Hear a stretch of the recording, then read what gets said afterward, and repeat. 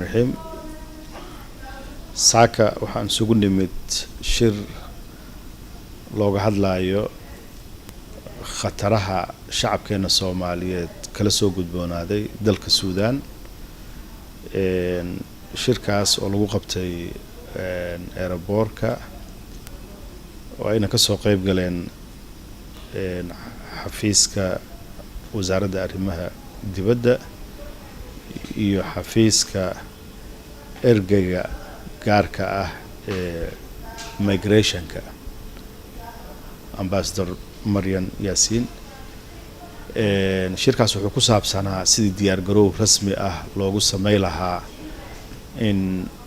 shacabka Soomaaliyeed evacuation loo sameeyo sida ugu dhaqsaha badan ugu macquulka san khatarahaas hadii soo socdaan dalkooda loogu soo celiyo shirka waxaa ka horeeyay shirar kale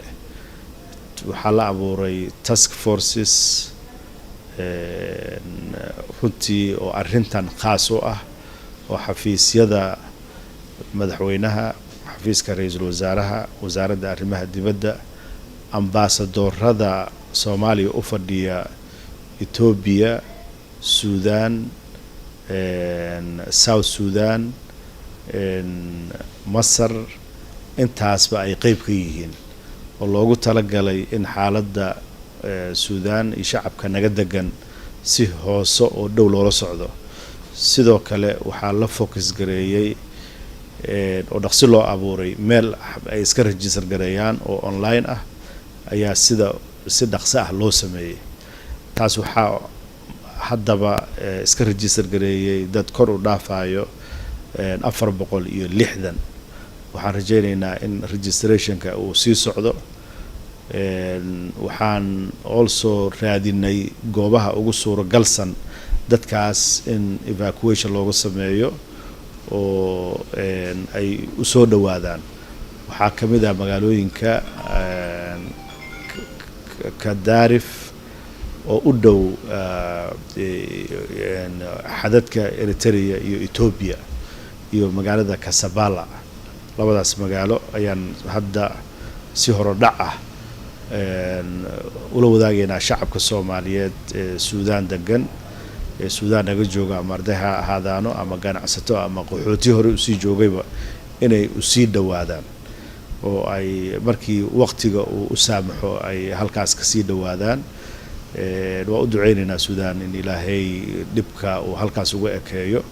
laakiin markasta mudnaanta waxaan siinaynaa shacabkeena badqabkooda sida ugu macquulsan oo loo soo celi karo hadii xaaladda ay sida hadda tahay ay ka sii xumaato ama ay ku sii socotaba shacabkana waxaan leenahay shacabka Soomaaliyeed ee Suudaan deganna dawladdiina oo idin garab taagan tahay oo idin ka walwalaysaa har iyo habeen ayaa maskaxda idinku hayaa isdajiya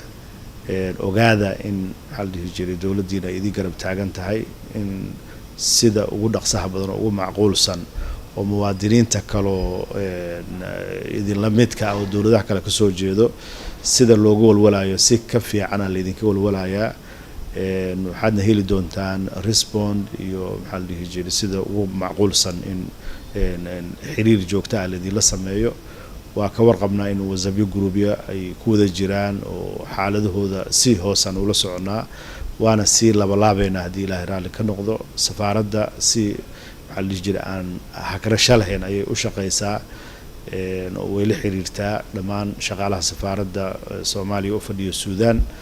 oo shaqo joogto ah ayay wadaan iyadaasna waa ku dhiirigelinaynaa in shacabka ay si xog ah oo wanaagsan oo waxa la jira xoogaalnimo ah ay ugu dhawaadaan oo ay ugu warqabaanna waa ku boorinaynaa waana ugu mahadcelinaynaa waxyaabihii hadda ay hore u sameeyeen dhammaan shacabka Soomaaliyeed waxaan ugu baaqayaa garab istaaga lagu garab istaagayo soo celinta shacabka Soomaaliyeed iyagoo waxbarasho ama ganacsi u tagay Suudaan ay xaaladda ku dul qabsatay iyagana in eheladooda ay la xiriiraan qofkii qof uu soo sheego online registration kaas la sameeyo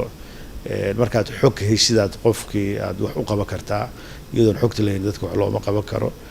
waxaan mar kasta u rajaynayaa guul iyo barwaaqo shacabka Soomaaliyeed meel kasta oo ay joogaanba sidoo kale waxaan fariintan ugu faa'iideysanayaa shacabka Soomaaliyeed ee goobaha kale iyaga laftigooda ku dayacan